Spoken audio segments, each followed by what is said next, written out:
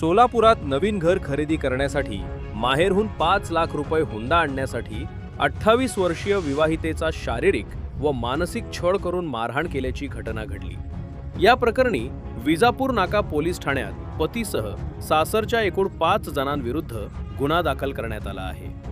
अपर्णा चंद्रकांत राजगुरू वय 28 राहणार 1043 संजय गांधीनगर सोलापूर यांनी फिर्याद दिली आहे।